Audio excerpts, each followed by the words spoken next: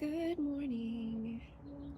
Today we are starting a new short story out of the adventures of Sherlock Holmes, the Blue Carbuncle. So carbuncle is a diamond, by the way. I figure I should start telling you some of these words when they show up early and they're not common anymore. So let's get on it. I had called upon my friend Sherlock Holmes upon the second morning after Christmas, with the intention of wishing him the compliments of the season. He was lounging upon the sofa in a purple dressing gown, a pipe rack within its reach upon the right, and a pile of crumpled morning papers, evidently newly studied, near at hand. Beside the couch was a wooden chair, and on the angle of the back hung a very seedy and disreputable herd felt hat, much worse for wear and cracked in several places. A lens and a forceps lying upon the seat of the chair suggested that the hat had been suspended in this manner for the purpose of examination. "You are engaged," said I. "Perhaps I interrupt you?" "Not at all. I'm glad to have a friend with whom I can discuss my results. The matter is a perfectly trivial one." He jerked his thumb in the direction of the old hat. "But there are points in connection with it which are not entirely devoid of interest, and even of instruction." I seated myself in his armchair and warmed my hands before his crackling fire, for a sharp frost had set in and the windows were thick with the ice crystals. "I suppose," I remarked, "that homely as it looks, this thing has some deadly story linked to it, that it is the clue which will guide you to the solution of some mystery and the punishment of some crime." No crime," said Sherlock Holmes, laughing. "Only one of those whimsical little incidents which will happen when you have 4,000,000 human beings all jostling each other within the space of a few square miles. Amid the action and reaction of so dense a swarm of humanity, every possible combination of events may be expected to take place, and many a little problem will be presented which may be striking and bizarre without being criminal. We've already had such experience." "So much so," I remarked, "that of the last 6 cases which I have added to my notes, 3 have been entirely free of any legal crime."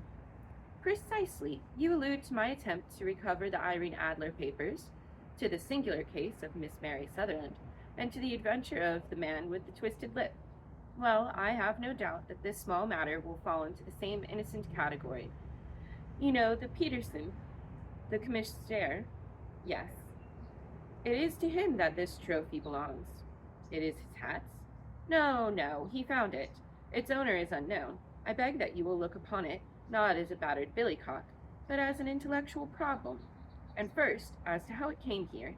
It arrived upon Christmas morning in the company with a good fat goose, which is, I have no doubt, roasting at this moment in front of the Peterson's fire. The facts are these. About 4 o'clock on Christmas morning, Peterson, who, as you know, is a very honest fellow, was returning from some jollification and was making his way homewards down Tottenham Court. In front of him he saw in the gaslight a tallish man walking with a slight stagger and carrying a white goose slung over his shoulder. As he reached the corner of Good Street, a row broke out between this stranger and some little knot of roughs, one of the latter knocking off the man's hat, on which he raised his stick to defend himself, and swinging it over his head, smashed the shop window behind him. Peterson had rushed forward to protect the stranger from his assailants, but the man, shocked at having broken the window, and seeing an official-looking person in uniform rushing towards him, dropped his goose, took to his heels, and vanished amid the labyrinth of small streets which lie at the back of Tottenham Court. The roughs had also fled at the appearance of Peterson, so that he was left in possession of the field of battle, and also of the spoils of victory in the shape of this battered hat and a most unimpeachable Christmas goose, which surely he restored to the owner. My dear fellow, there lies the problem.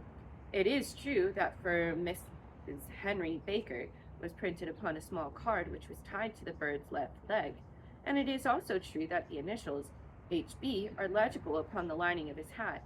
But as there are some thousands of Bakers, and some hundreds of Henry Bakers in this city of ours, it is not easy to restore lost property to any one of them. What then did Peterson do? He brought round both hat and goose to me on Christmas morning, knowing that even the smallest problems are of interest to me. The goose we retained until this morning, when there were signs that, in spite of the slight frost, it would be well that it should be eaten without unnecessary delay. Its finders carried it off, therefore, to fulfill the ultimate destiny of the goose, while I continued to retain the hat of the unknown gentleman who lost his Christmas dinner. Did he not advertise? No. Then what clue do you have to his identity? Only as much as we can deduce. From his hat. Precisely. But you're joking. What can you gather from this old battered felt? Here is my lens. You know my methods. What can you gather yourself as to the individuality of the man who has worn this article? I took the tattered object in my hands and turned it over rather ruefully. It was a very ordinary black hat of the usual round shape, hard and much the worse for wear. The lining had been of red silk, but it was a good deal discolored. There was no maker's name, but as Holmes had remarked, the initials H.B. were scrawled upon one side. It was pierced in the brim for a hat secured, but the elastic was missing. For the rest, it was cracked, exceedingly dusty, and spotted in several places, although there seemed to have been some attempt to hide the discolored patches by smearing them with ink. I can see nothing, said I, handing it back to my friend. On the contrary, Watson, you can see everything. You fail, however, to reason from what you see. You're too timid in drawing your inferences. Then, pray, tell me what it is that you can infer from this hat. He picked it up and gazed at it in the peculiar introspective fashion which was characteristic of him. It is perhaps less suggestive than it might have been, he remarked, and yet there are a few inferences which are very distinct, and a few others which represent at least a strong balance of probability. That the man was highly intellectual is of course obvious upon the face of it, and also that he was fairly well-to-do within the last 3 years, although he has now fallen upon evil days. He had foresight, but has less now than formerly, pointing to a moral retrogression, which, when taken with the decline of his fortunes, seems to indicate some evil influence, probably drink, at work upon him. This may account also for the obvious fact that his wife has ceased to love him. My dear Holmes, he has, however, retained some degree of self-respect, he continued, disregarding my remonstrance. He is a man who leads a sedentary life, goes out little, is out of training entirely, is middle-aged, has grizzled hair which he has cut within the last few days, and which he anoints with lime cream. These are the more patent facts which are to be deduced from his hat. Also, by the way, it is extremely improbable that he has gas laid on his house. You are certainly joking, Holmes. Not in the least. It is possible that even now, when I give you these results, you are unable to see how they are attained. I have no doubt that I'm very stupid, but I must confess that I'm unable to follow you. For example, how did you deduce that this man was intellectual? For answer, Holmes clapped the hat upon his head. It came right over his forehead and settled upon the bridge of his nose. It is a question of cubic capacity, said he. A man with so large a brain must have something in it. The decline of his fortunes, then. Oh, excuse me. This hat is 3 years old. These flat brims curled at the edge came in then. That is the hat of the very best quality. Look at the band of the ribbed silk, and the excellent lining. If this man could afford to buy so expensive a hat 3 years ago, and has had no hat since, then he has assuredly gone down in the world. Well, that is clear enough, certainly, but how about the foresight and the moral retrogression? Sherlock Holmes laughed. Here is the foresight, said he, putting his finger upon the little disc and loop of the hat securer. They are never sold upon hats. If this man ordered one, it is the sign of a certain amount of foresight, since he went out of his way to take this precaution against the wind. But since we see that he has broken the elastic and has not troubled to replace it, it is obvious that he has less foresight now than formerly, which is a distinct proof of a weakening nature. On the other hand, He has endeavored to conceal some of the stains upon the felt by daubing them with ink, which is a sign that he has not entirely lost his self-respect. Your reasoning is certainly plausible. The further points that he is middle-aged, that his hair is grizzled, that it has recently been cut, and that he uses lime cream are all to be gathered from a close examination of the lower part of the lining. The lens discloses a large number of hair ends, cleanly cut by the scissors of the barber. They all appear to be adhesive, and there is a distinct odor of lime cream. This dust, you'll observe, is not the gritty gray dust of the street, but the fluffy brown dust of the house, showing that it has been hung up indoors most of the time, while the marks of moisture upon the inside are proof that the wearer perspired very freely, and could therefore hardly be in the best of training. But his wife, you said that she'd ceased to love him? This hat has not been brushed for weeks. When I see you, my dear Watson, with a week's accumulation of dust upon your hat, when your wife allows you to go out in such a state, I shall fear also that you've been unfortunate enough to lose your wife's affection. But he might be a bachelor. Nay, he was bringing home the goose as a peace offering to his wife. Remember the card upon the bird's leg. You have an answer to everything, but how on earth do you deduce that the gas is not laid on in this house? One tallow stain, or even two, might come by chance, but when I see no less than 5, I think that there can be little doubt that the individual must be brought into frequent contact with burning tallow. Walks upstairs at night, probably, with his hat in one hand and a guttering candle in the other. However, he never got tallow stains from a gas jet. Are you satisfied? Well, it is very ingenious, said I, laughing. But since, as you just said now, there has been no crime committed and no harm done save the loss of a goose, all this seems to be rather a waste of energy. Sherlock Holmes had opened his mouth to reply when the door flew open, and Peterson, the commissionaire, rushed into the compartment with flushed cheeks and the face of a man who is dazed with astonishment. The goose, Mr. Holmes, the goose, sir, he gasped. What of it, then? Has it returned to life and flapped off through the kitchen window? Holmes twisted himself round the sofa to get a fair view of the man's excited face. See here, sir. See what my wife found in its crop. He held out his hand and displayed upon the center of the palm a brilliantly scintillating blue stone, rather smaller than a bean in size, but of such purity and radiance that it twinkled like an electric point in the dark hollow of his hand. Sherlock Holmes sat up with a whistle. By Jove, Peterson, said he, it is a treasure trove indeed. I suppose you know what you've got. A diamond, sir, a precious stone. It cuts into glass as though it were putty. It's more than a precious stone. It's the precious stone. Not the Countess of Morcar's Blue Carbuncle, I ejaculated. Precisely so.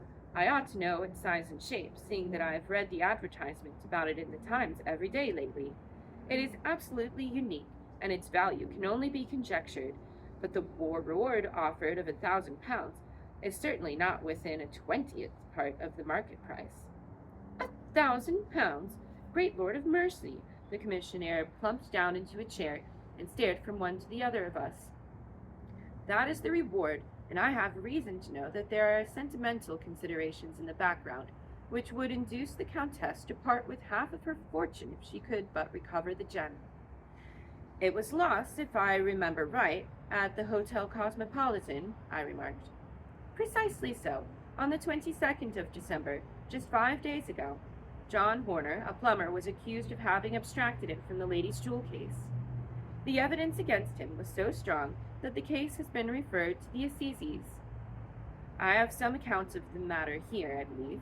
He rummaged amid his newspapers, glancing over the dates, until at last he smoothed one out, doubled it over, and read the following paragraph. Hotel Cosmopolitan jewelry robbery. John Horner, 26, plumber, was brought up upon the charge of having, upon the 22nd, abstracted the jewel case of the Countess of Morcar, the valuable gem known as the Blue Carbuncle.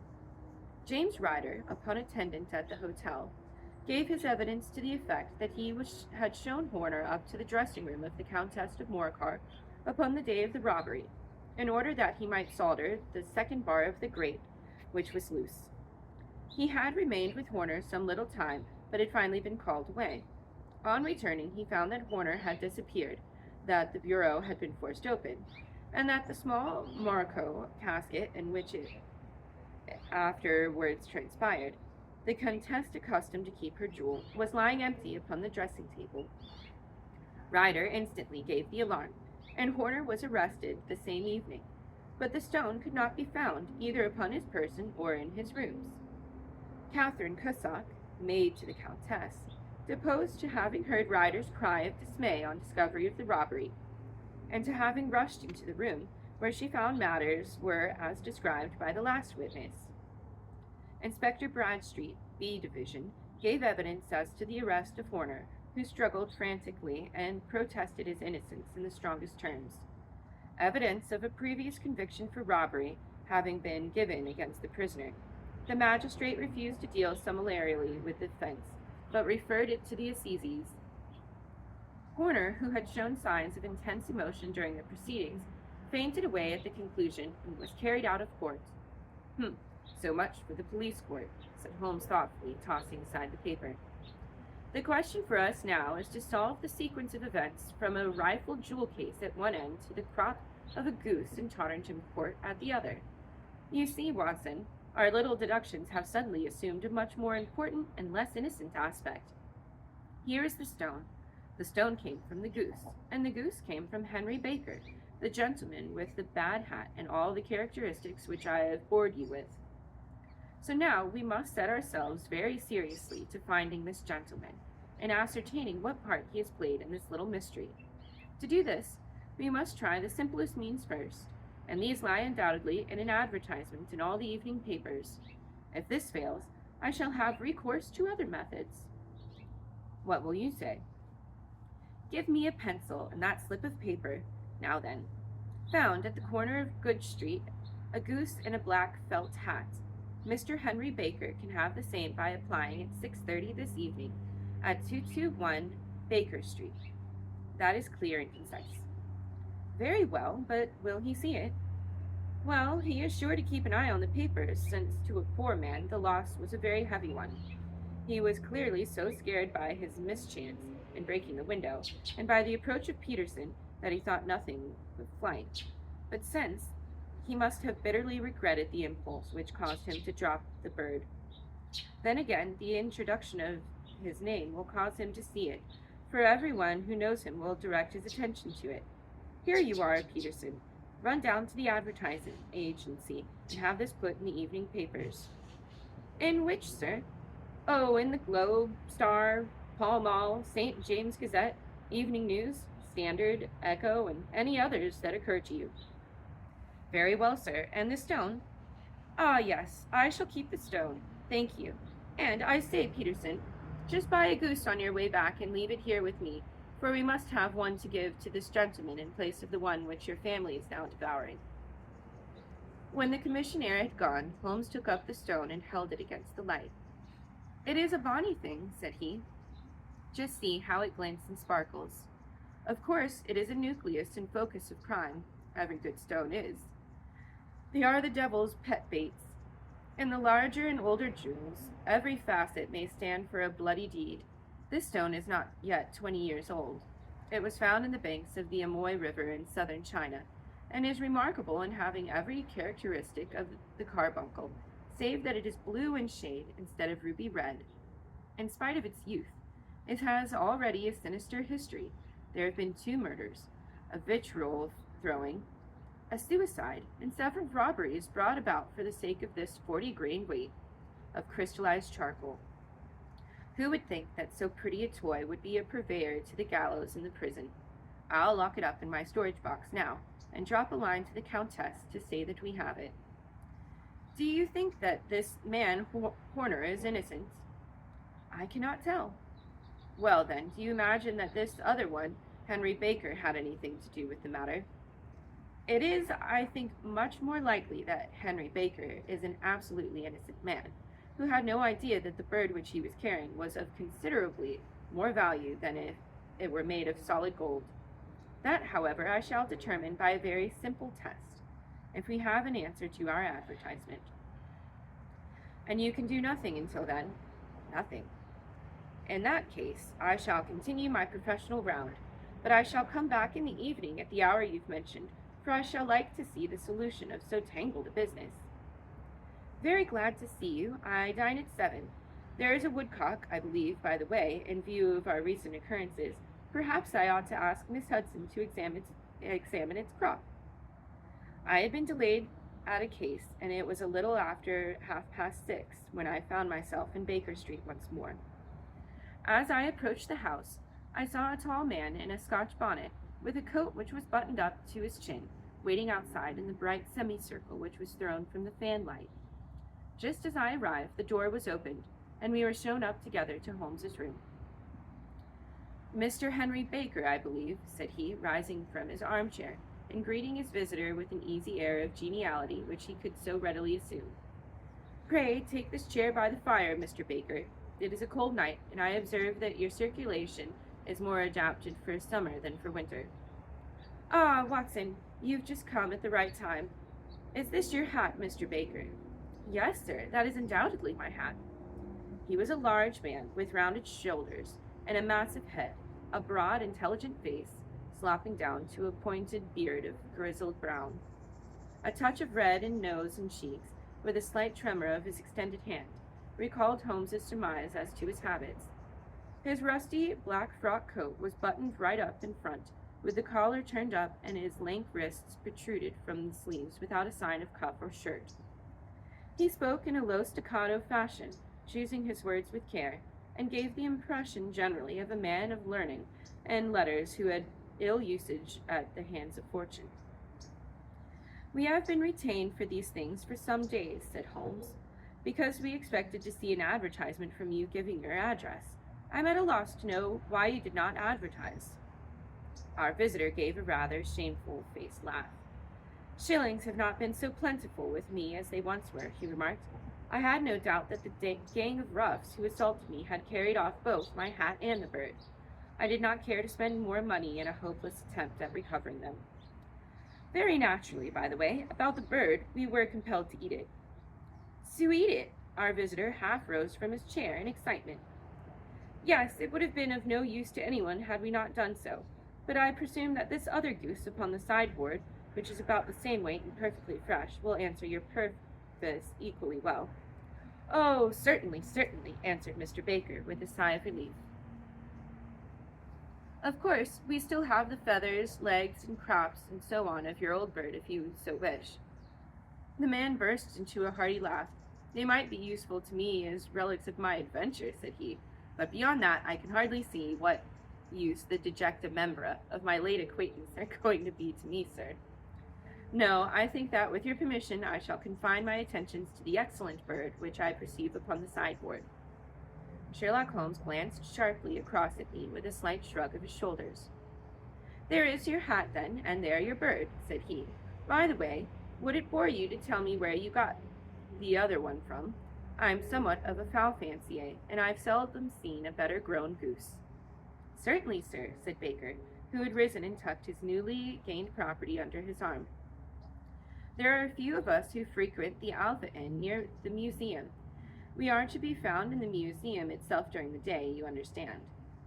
This year, our good host, Windigate by name, instituted a goose club, by which, on consideration of a few pence every week, we were to receive a bird at Christmas.